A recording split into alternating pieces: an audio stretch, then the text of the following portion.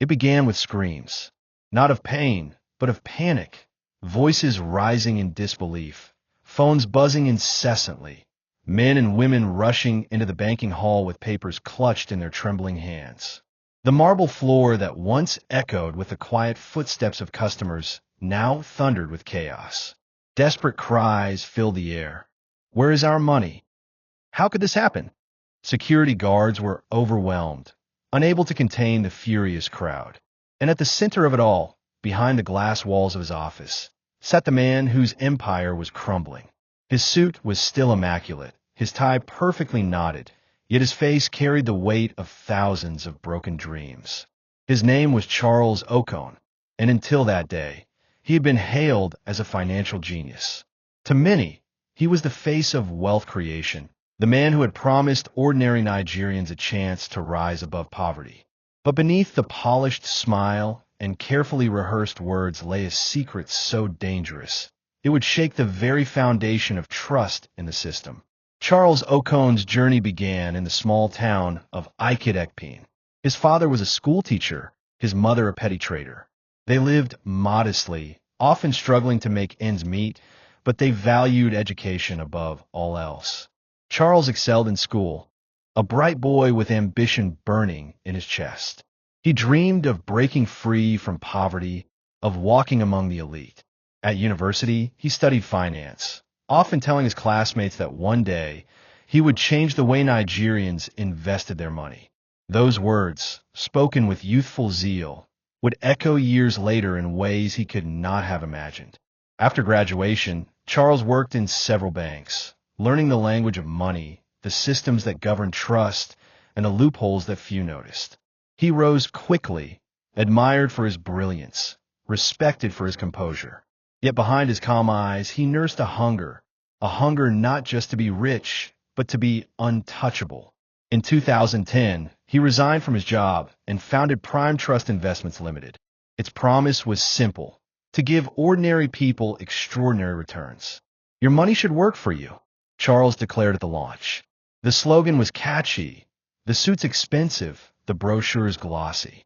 And Nigerians, weary of banks that offered meager interest, flocked to him in droves.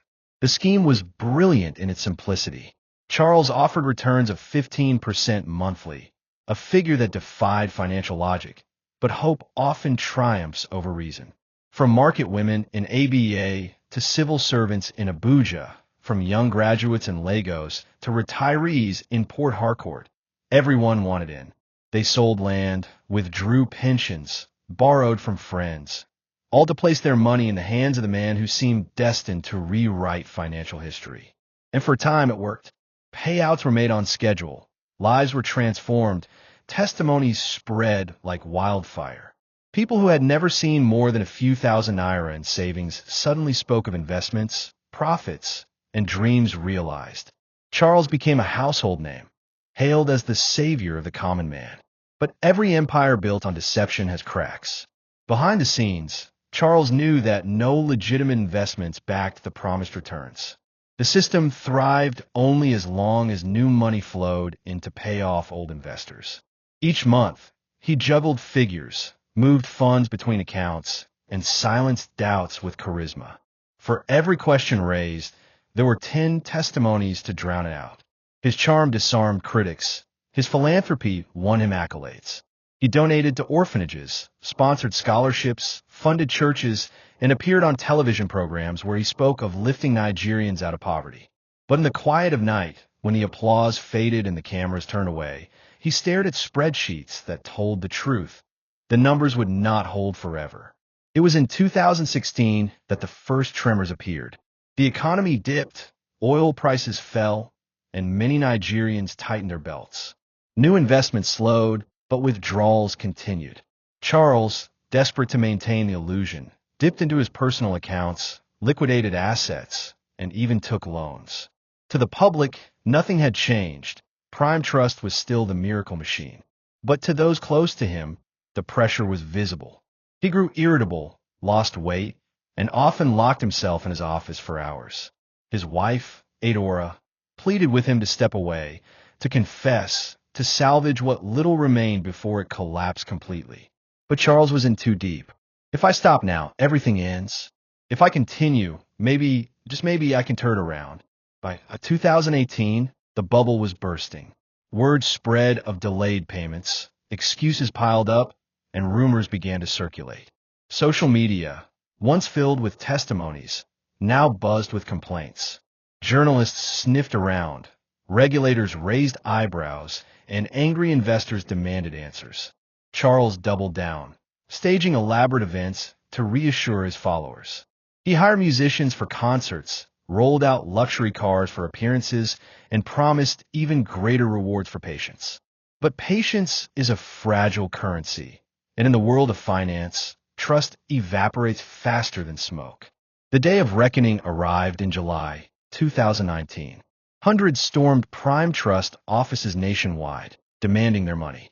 Branches were vandalized, staff fled, and lawsuits piled up. Charles, still immaculately dressed, stood before cameras and insisted that everything was under control. But the truth could no longer be hidden. Regulators shut down the company, accounts were frozen, and Charles was arrested. The man once hailed as a genius now stood in handcuffs, his empire reduced to rubble. In court, stories poured forth of shattered lives. A widow who had invested her late husband's gratuity wept uncontrollably. A young graduate who had saved every kobo from his first job spoke of betrayal.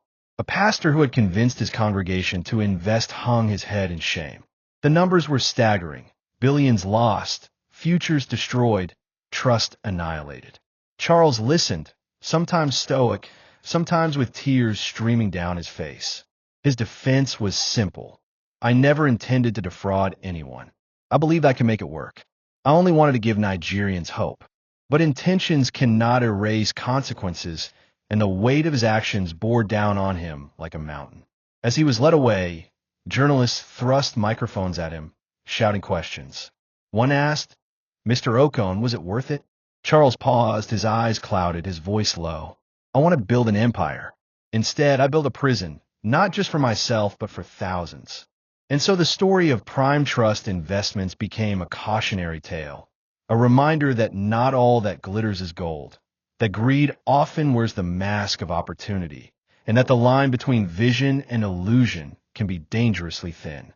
Nigerians would never forget the name Charles Okon, not as a hero, but as a warning etched into financial history. This is not just a story about one man's downfall. It is about us all, the risks we take when desperation meets deception, the dangers of blind trust, the cost of unchecked ambition. Behind the silence of every glossy brochure, every promise too good to be true, lies a question we must all ask. At what price comes prosperity? Because in the end, when the applause dies and the walls crumble, truth always demands its due.